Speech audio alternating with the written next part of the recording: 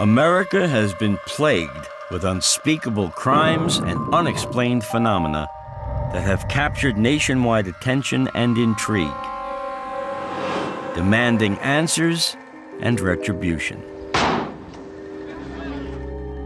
However, many of these mysteries never get explained. Mysteries to this day that are still thwarting the best efforts of countless law enforcement and investigative teams.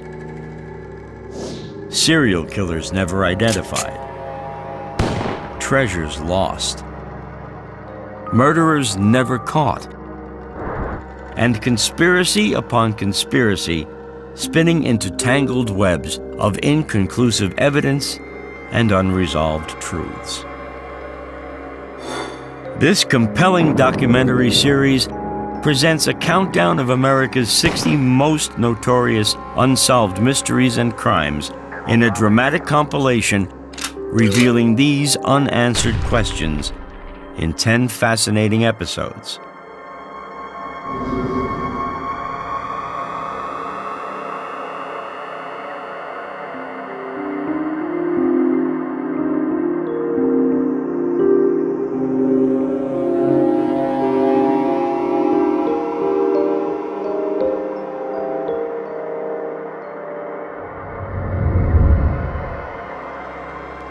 We've finally reached the top 5 of America's unsolved mysteries and crimes, which include 3 cigars that changed the course of the American Civil War, Are we alone in the universe, and a presidential assassination conspiracy.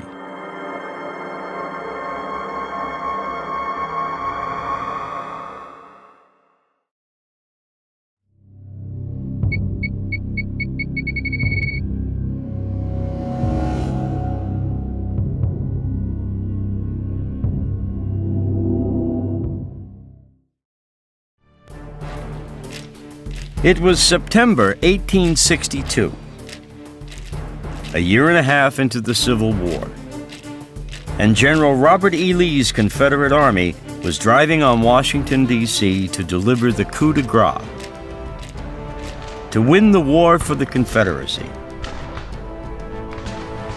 Everything hinged on a final battle, the Battle of Antietam, a battle the North's army was unprepared for. A battle the North couldn't possibly win. The Union was going to lose the Civil War. Then, against all odds, the North won. Robert E. Lee's Southern forces were driven back into the South, and the North was saved. How did it happen? How could the South possibly have lost? The outcome of the pivotal Battle of Antietam rested on a very strange circumstance. A circumstance few people have heard of, the Lost Order. Indeed, this Lost Order changed the course of history. Lost Order is Special Orders 191, and this is an amazing story because it's the story of how 3 cigars changed the course of the Civil War. And very briefly, Robert E. Lee's army has invaded the North in September of 1862, and if he can win a victory against the Union, it could mean the end of the Civil War with the South as the victor. Facing Lee is a Union general named McClellan. He is the slowest, most overcautious general ever to wear Union blue, so things look bad for the North. But what saves it for the North is that a guy in a regiment from Indiana, his name is Barton W. Mitchell, literally finds, while they're resting out in a field in Maryland, Barton W. Mitchell finds 3 cigars wrapped in a piece of paper. Well, this is great, 3 cigars, one for you, one for you, one for me, and he's about to throw away that piece of paper when his curiosity gets the better of him, and he takes a look at it. His curiosity changes history because he looks at this piece of paper and he realizes it's the orders, the marching orders for Lee's army. It gets passed up the line to General McClellan. McClellan now had in his hands a description of Lee's plan, complete with timetable, clearly revealing that the Confederates were for the moment spread very thin and very vulnerable to attack. McClellan fully understood that he had in his power now the chance to change the course of the war. He says, with this piece of paper, if I can't whip Bobby Lee, I'm willing to go home, and he launches his troops into action. The result is the Battle of Antietam, the bloodiest battle of the Civil War. It's a draw, pretty much, but it does stop this Southern invasion and the Southerners' retreat, and it never would have happened except for 3 cigars. So, who lost Lee's famous Order 191? A Northern sympathizer or a Southern traitor? Or was it bad luck? Some people have suggested that it was done on purpose. Some people have suggested that Robert E. Lee's adjutant, Chilton, was the man who arranged to leave these orders on purpose so that the Union could get them and the Union could win a victory. Who lost the lost order? Well, they were addressed to Confederate General D.H. Hill, and Confederate sympathizers were quick to blame Hill for losing not just the order but the war. Hill denied he ever received the order. He blamed a traitor, which seems unlikely since the orders were found in a meadow, seeming to indicate that it was more carelessness on the part of some courier and luck on the part of the Union soldiers who found it. Luck or villainy? A patriot or happenstance? We'll never know the answer. But we do know what happened to Barton W. Mitchell, the man who found the lost order and was the hero of Antietam. Not that finding the orders did Mitchell any good. He passed them on up the chain of command. He didn't even get to keep the cigar. And he eventually, well, just 3 days later, he was among the casualties at Antietam.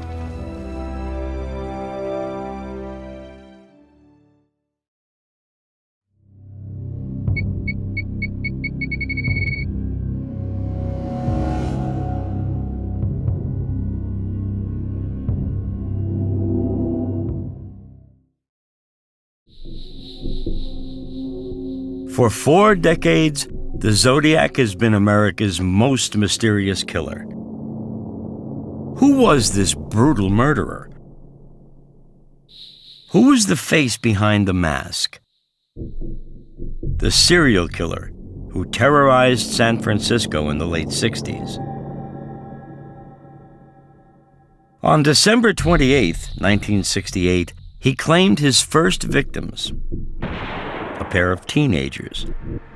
David Faraday and Betty Lou Jensen were shot dead while enjoying a quiet moment of holding hands.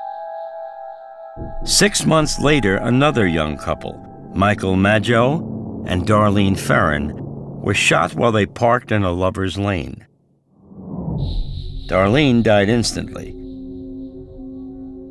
Miraculously, Michael survived, though he was hit 4 times. The Zodiac then made the first of his terrifying contacts with the police. He called and said, "You will find the kids in a brown car. I shot them with a 9mm Luger. I also killed those kids last year. Goodbye." Within days, the Bay Area was thrown into a panic. A nameless, faceless killer was stalking the streets, looking for people to kill. Clearly, the Zodiac loved the publicity for his murders as much as the killing. He was a vicious predator, feeding off the fear of the people in the Bay Area, feeding off his power of life and death. If they can't torture, they can at least play a cat and mouse game with the police, taunting them with cryptic clues, feeling superior to law enforcement. That too gives them a sense of power. And finally, if everything else fails, they can at least terrify the community and become big shot celebrities, making the front page, the headlines, the 11 o'clock news. Everybody knows who they are now, even if it's only anonymously. They have determined our agenda, and that makes them feel really good about themselves. The Zodiac then began to taunt the police and the media. And then sent a series of coded letters to San Francisco Police Department and also to the major newspapers there, which were translated or decoded by high school teachers, husband and wife. The message declared, "I will be reborn in paradise, and all those I have killed will become my slaves.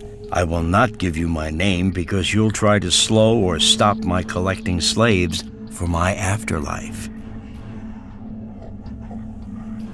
Fear spread through the area. Anyone could be the next victim of this faceless killer.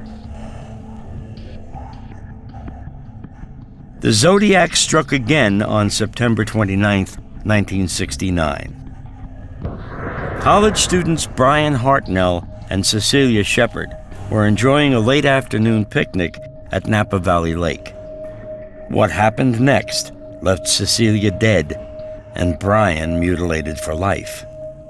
Brian told police that a man had been lurking in the shade of some nearby trees. The next moment he was beside them. He wore a black hood with eye slits and the Zodiac symbol painted on it. Holding the frightened students at gunpoint, the Zodiac bound them with clothesline. But the ordeal wasn't over. He set upon them with a butcher knife. When the savage attack was over, the Zodiac walked away, leaving his victims to die. But he left his signature, a Zodiac symbol inscribed on the car, and a phone call reporting his gruesome crime to the police. Cecilia Shepard was conscious when police arrived and gave a detailed description of the Zodiac's costume. But there was little else to go on. This brutal killer remained unidentified. Shepard lapsed into a coma on the way to the hospital and died 2 days later. But Hartnell survived to recount his tale to the press. Less than 2 weeks after the Zodiac attacked Cecilia and Brian, he made what many believe was his last kill. On October 11, 1969, cab driver Paul Stein was in the wrong place at the wrong time. He killed a taxi cab driver, and it very well may be that the only reason that taxi driver was killed was just so he would have another opportunity to taunt the police. He paused after killing this person to rip a piece of their shirt off, simply so he would be able to send it into the police and have a way of identifying, yes, I really am the killer of these people. Though many hoped that he had stopped killing, the Zodiac taunted police and terrorized the Bay Area for years afterwards with cryptic messages. A 340-symbol cipher, mailed a month after the cab driver's murder, remains unsolved to this day. The Zodiac is America's most famous serial killer that has never been identified, but speculation of his identity has abounded throughout the decades. Years later, a reporter named Robert Graysmith wrote a book claiming that the Zodiac had killed not only the 6 or 7 known victims, but perhaps as many as 50 others up and down the West Coast. And the primary suspect that Graysmith supported in 2 books was Arthur Lee Allen, also the prime suspect of San Francisco PD until 2002, when he was cleared by DNA evidence. But since that time, between 2007 and 2009, at least 3 other people have accused relatives or friends of being the Zodiac. The suspect's always deceased, and so far they've all been cleared by DNA. It's only been 40 years, so what could have happened to this vicious killer? Serial killers are only human, so I would have the tendency to think that the Zodiac killer, certainly he could still be alive. It's virtually unknown for serial killers to stop murdering voluntarily, but they are often involved in other crimes in addition to serial murder. He may have been locked up for another crime, for an unrelated homicide. He may have been committed to a mental institution. He could have been hit by a bus. He might have got cancer. We never really know, even like with Jack the Ripper. Some of them commit suicide, probably in the same proportion that any other group of the population do. He could have moved away. And then he could be the rare individual, theoretically, who simply had enough and retired to rest on his laurels and gloat over all the speculation about who he is. 40 years of detective work, and still, no one knows who the Zodiac was. Or, should we say, is.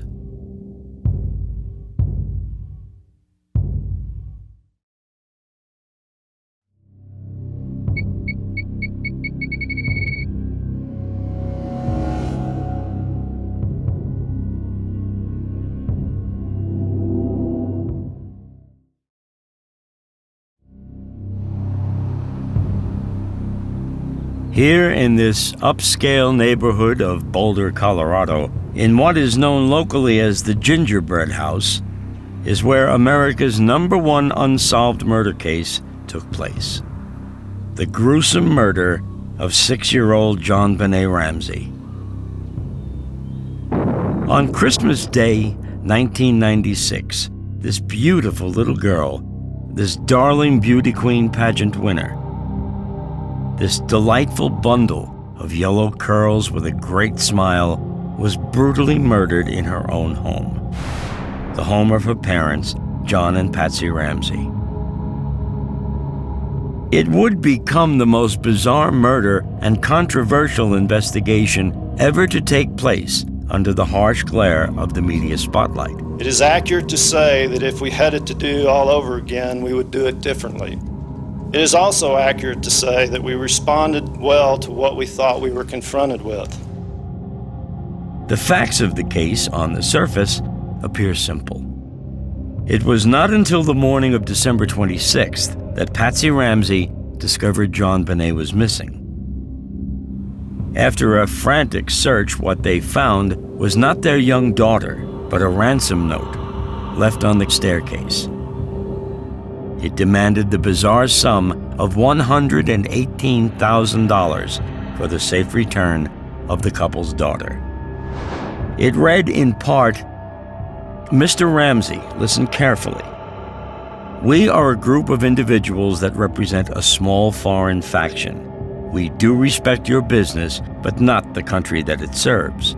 At this time, we have your daughter in our possession. She's safe and unharmed, and if you want her to see 1997, you must follow our instructions to the letter.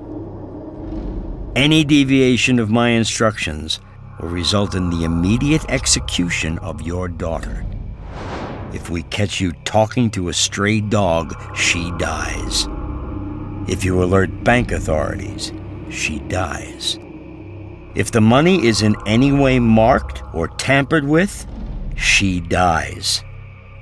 You will be scanned for electronic devices, and if any are found, she dies." 8 hours later, John Ramsey and 2 of his friends found his daughter's lifeless body in the basement, covered by a white blanket.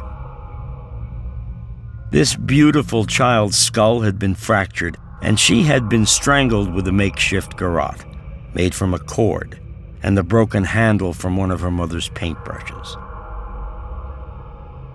The media immediately converged on the small university community of Boulder. The murder was cover material for every tabloid. The public could not get enough of John Benet Ramsey.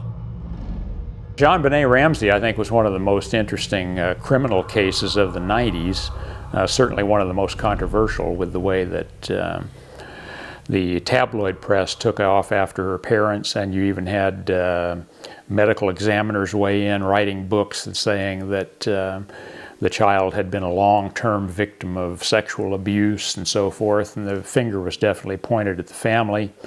Then until very recently, after this guy's car that was found in Bangkok, who claimed that he had knowledge and had witnessed the crime, and then it turned out that he was lying, and LAPD lost his computer, so they couldn't even prove that he was involved in child pornography and had to release him. Finally, the verdict on the unspecified DNA material from John Bonet's underwear linked to none of the family, and they received a formal apology. So the last I heard, it's considered officially unsolved, and they have sort of a vague sketch of a man that may or may not have been seen in the neighborhood, totally unidentified. Media and law enforcement speculation gave rise to many theories. Patsy killing her daughter in a fit of rage because she wet the bed. John sexually abusing his daughter and killing her to cover up his crime. John Bonet's 9-year-old brother, Burke, was targeted and forced to testify before a grand jury. One outlandish theory of the crime led to another, until the most far-fetched ideas were considered. Though curiously, none of them ever seemed to be completely disproved. With regard to the murder, I've heard so many conflicting stories. I was once at a child abuse conference where a couple of detectives from Colorado sat around and said that it was common knowledge, quote unquote, that the parents themselves had rented John Bonet out to a pedophile ring. That theory apparently, well, obviously was never proven, or they'd be in jail, and now with the discrepancy of the DNA, it appears to fall flat. The Ramseys themselves claimed that it was some sort of transient child molester or serial killer going through the neighborhood, and there appears to have been a broken basement window, although there's a controversy over when it was broken and whether they knew about it and left it unrepaired for weeks or whatever the case may be. But it appears that whoever killed her is still at large. But even with the DNA evidence exonerating the Ramseys, even with alternate theories of the crime, doubt still lingers. Doubt that this bizarre murder's solution might lay closer to home. I just never could understand, if it was my kid, why wouldn't I talk to the police? If I didn't have something to hide, if I didn't have anything to hide, why wouldn't I talk to the police? Which I don't know that they were ever involved. I think DNA even ruled it out eventually, but man, I mean, why wouldn't you want to help? I never could understand that. I could never figure that one out. Always makes me wonder if maybe they didn't know more than they said they knew. Patsy Ramsey died from recurring cancer in 2006. Died never knowing who killed her precious little girl. Will John Bonet's killer ever be caught? Will John Ramsey ever find solace in knowing the killer of his little girl has been brought to justice? I think at this point it's very unlikely that the case would ever be solved. The individual would almost have to walk in and confess. So, this bizarre murder mystery remains unsolved. But many authorities now believe that the killer of John Bonet Ramsey killed before and has killed since. A child serial murderer still on the prowl. Keep your children safe.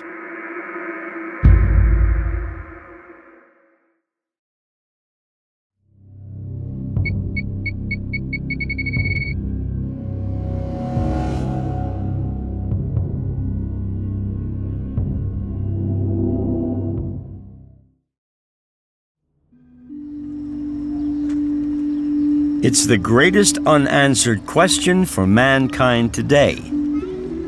Are we alone in the universe? Are we the only intelligent life form?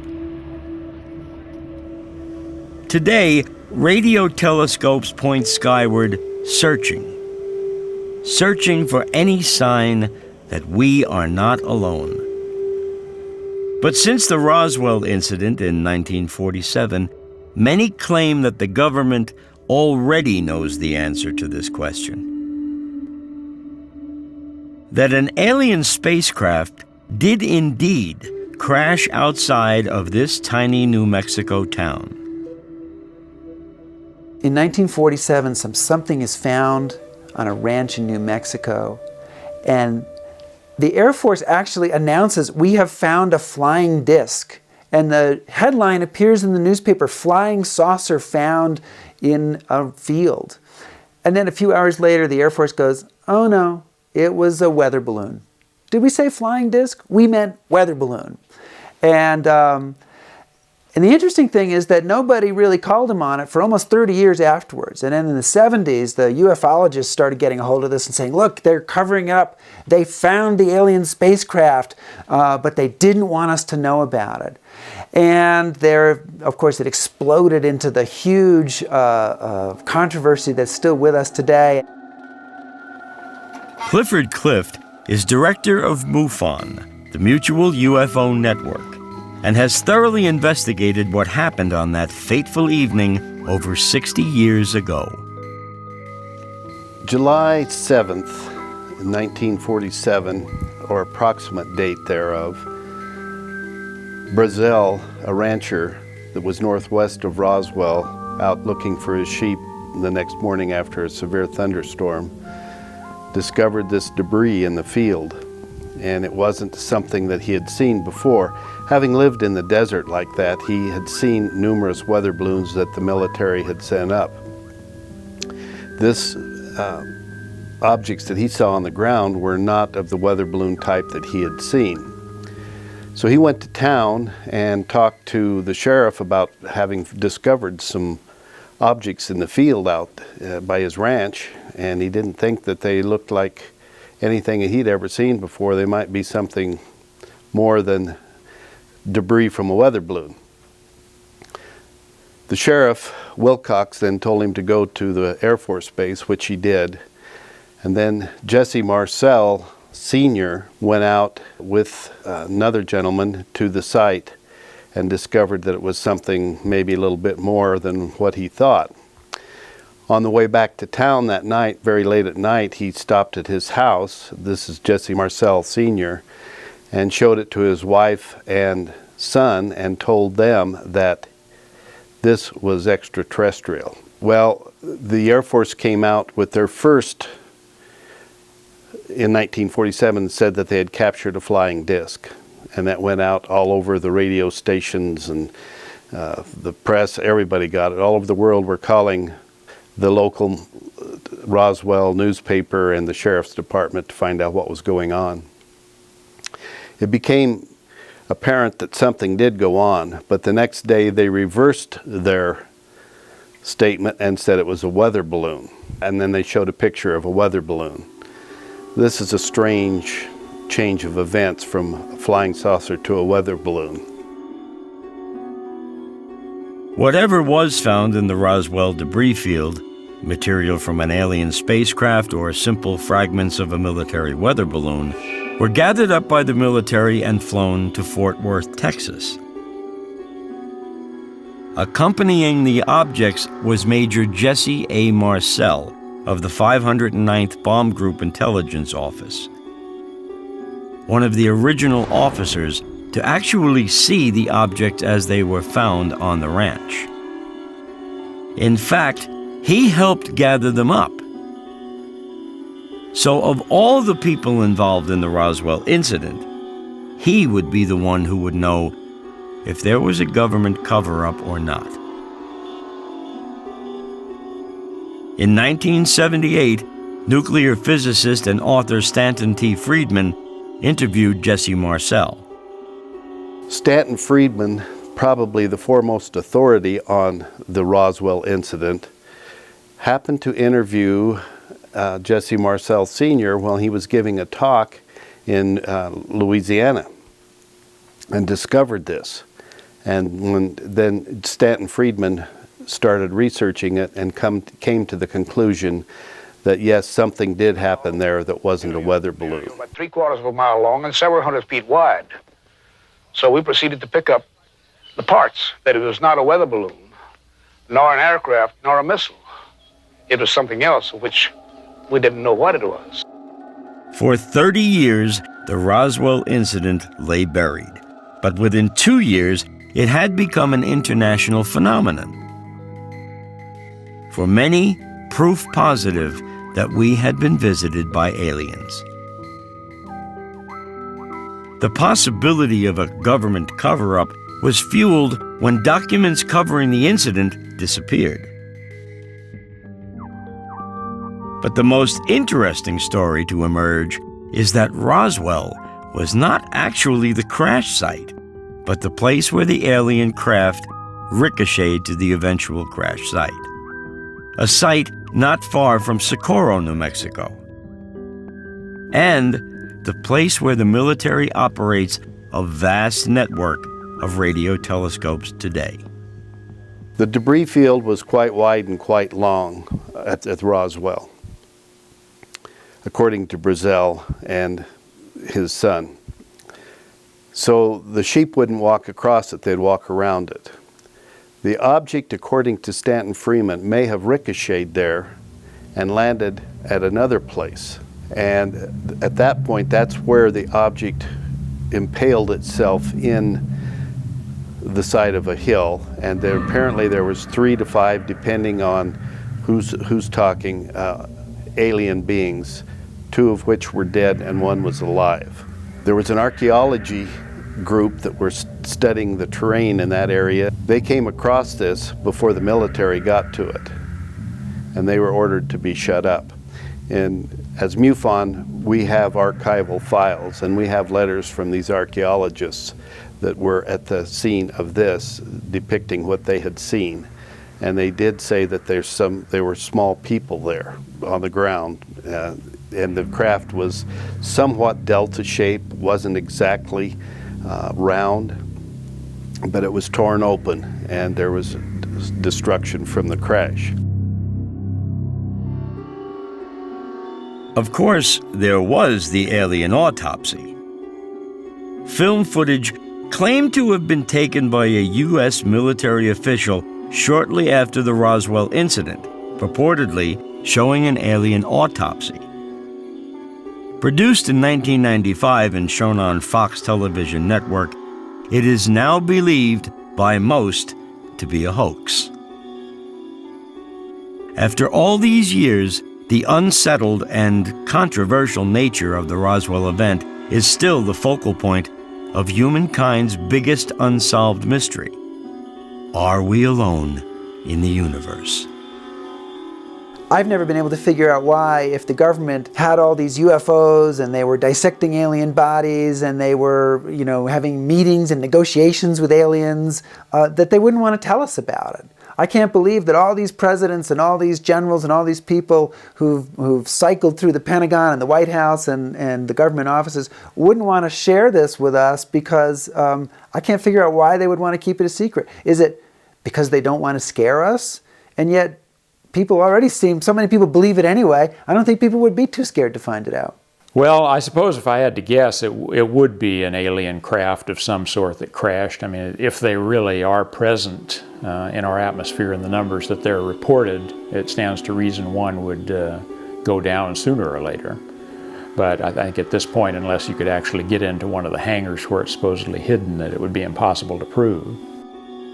Unless, of course, one day the super-secret facility within Area 51 opens up and reveals what many have suspected for a long time, that in that facility is an alien spacecraft. So there's controversy on both sides. People trying to say it happened, some say it did, some say it didn't. But the researchers that have been involved in it have come to a very strong conclusion, which most people in the UFO field believe, that this event really did happen.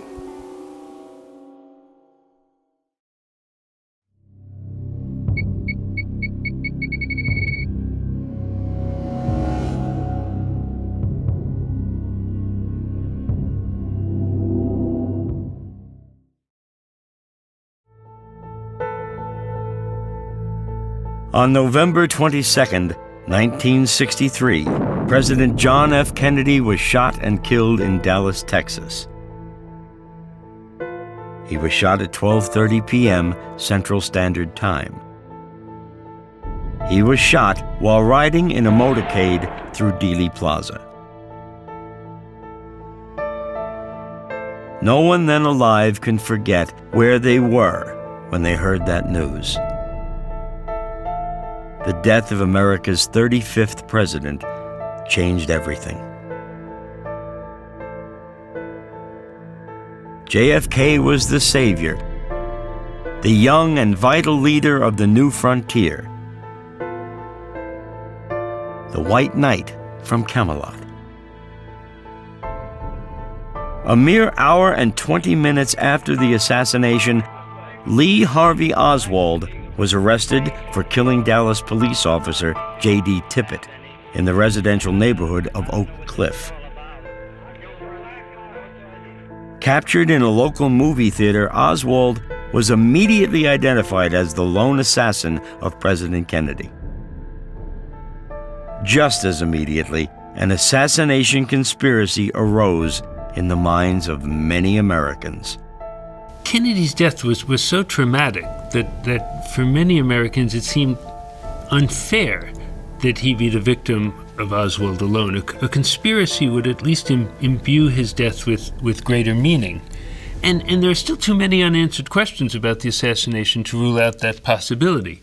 But against the illogic of each conspiracy theory must be viewed the logic, albeit the twisted logic, of Oswald's mind. He was a desperately ambitious and deeply troubled, deeply tortured man. He felt he was destined to change the course of history, and he resented both America and Russia for not realizing that. And indeed, whether alone or with others, he did change the course of history. If you had to choose a mystery of the greatest stature, it would have to be the Kennedy assassinations for the impact it had on society and the Vietnam War and the course of history.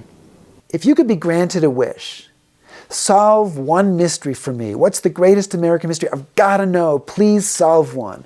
I think for me and a lot of other people, it would be what happened in Dealey Plaza, in Dallas, in 1963, what really happened to JFK. Doesn't seem like it really changes anything. If it turns out to be the mob or the CIA or a lone gunman, most of these people are long gone off the scene by now. Probably wouldn't change a whole lot about the way we view our government or view things. But I think for me and for other Americans of many different generations, it's a touchstone. You just want to know what happened there. Could we get to the bottom of it? Wouldn't you really like to find out? Here's what we do know. President Kennedy and his wife Jacqueline were riding in the back of the presidential limousine. Texas Governor John Connally and his wife were riding in the same limousine but in the front seat. Connally was also shot but survived. Multiple shots were fired. Kennedy was rushed to the Parkland Hospital's trauma room. Doctors who treated Kennedy observed that his wound was fatal. Dr. George Berkeley, the president's personal physician, determined the head wound was the cause of death. He signed President Kennedy's death certificate. Lyndon B. Johnson was sworn in as the 36th U.S. President aboard Air Force One in Dallas at 1 p.m. Central Standard Time.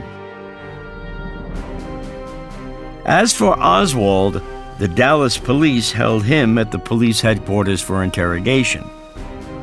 Oswald was questioned all afternoon about the murders and was continually interrogated for the next 2 days. Throughout, Oswald denied any involvement with either the assassination of President Kennedy or the murder of Patrolman Tippit. Did you kill the president? No, I've not been charged with that. In fact, nobody has said that to me yet.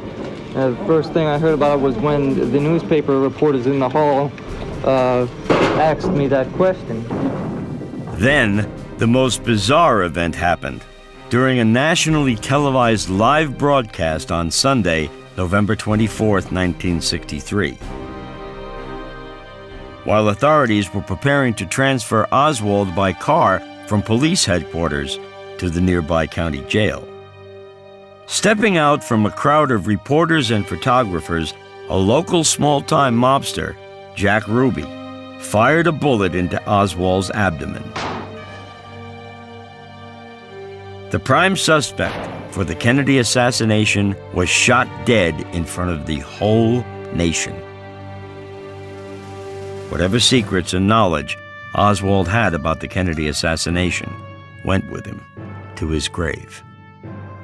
Some people have said that they don't see how Oswald could have done this because, could have been involved because he would have had to put all this planning into it, didn't seem to have the brain power, didn't seem to have the motivation, didn't seem to have the level of sophistication or anger to be involved. And it's interesting, that kind of cuts both ways when you get to a conspiracy theory, because you say, well, if he's the lone gunman, how could he have done that? So that suggests he's not the lone gunman. But if he's involved in a conspiracy, then how did he get involved with the conspiracy? If there's a conspiracy that Lee Harvey Oswald is not involved with, how do they get him to be in the right place at the right time to be the fall guy for their conspiracy? So I think that he's got to be involved in some way, and somebody has talked him into that this is oh really, Lee, it's the CIA and you're going to be protected and you're going to be taken care of, and they've fed him some line. So if it's a conspiracy, they've convinced him to be involved, but they haven't told him what the whole story is. If Oswald wasn't the lone gunman, or if he was a hired assassin, there had to be others. Others who took part. Others who were part of a conspiracy. One of the reasons that I think most people don't buy the single gunman theory is because there is evidence, and it's pretty compelling evidence, that one of the bullets hit Kennedy from the front. Well, Oswald is only shooting from the back. So if a bullet hits Kennedy from the front, that means there's another shooter. And if there's another shooter, boy, that throws out everything you know. And now you have a conspiracy, you have somebody putting the whole thing together, and who's organized enough and criminal enough to do that. And there's really only a few institutions that fit that bill. I mean, criminal, you have organized crime, and in terms of assassinations, you have some kind of organization like the CIA. Take the CIA, for example. The CIA was certainly capable of assassination. They attempted to assassinate Castro, and they could have feared Kennedy, perhaps because after the CIA bungled the Bay of Pigs, they might have feared that Kennedy was going to curtail their independence. But this was the same Kennedy who approved the Bay of Pigs. This was the same Kennedy who brought the world to the brink of nuclear war during the Cuban Missile Crisis. This was the same Kennedy who escalated U.S. involvement in Vietnam. This was hardly a president likely to shut down the Cold War or the CIA. What about the KGB? Well, Oswald was a Marxist. He did defect to Russia, but KGB files indicate that the Russians really considered Oswald a nuisance. They were delighted to be rid of him. And Khrushchev would have been crazy to risk war to replace Kennedy with the more hardline Johnson. What about Castro? Well, he was aware that the CIA had tried to kill him. He had threatened revenge, but Castro himself later insisted it would have been insanity to risk the full fury of America by killing Kennedy. And Castro hated Kennedy, but he wasn't insane. How about anti-Castro Cubans? Many of them were unhappy with Kennedy for backing away during the Bay of Pigs fiasco, and some of the more extremists among them may have wanted him dead. But Oswald was a communist, and Oswald was an admirer of Castro, so it's just hard to imagine him working with the enemies of Castro. The John Kennedy assassination, well, both Kennedy assassinations really, I suppose, are enduring mysteries, although they are officially solved. I believe there's very little doubt that organized crime was behind both assassinations. In fact, Carlos Marcello from New Orleans allegedly confessed in prison in 1985 that he had been behind the JFK assassination. That's an FBI file that's only been declassified within the last 3 or 4 years. Marcello speaking to a fellow prisoner there. And Trafficante, also from Sandro Trafficante Jr. from Tampa, the mafia boss down there, also in his declining years expressed the feeling that he had perhaps made a mistake by sponsoring the assassination of who he referred to as Giovanni. We never should have killed Giovanni, referring to John Kennedy. So there's really not much doubt about that, I think, in many people's minds. So, who conspired to shoot John Fitzgerald Kennedy? And why? There you have it. America's greatest unsolved crime and unsolved mystery, all rolled up into one.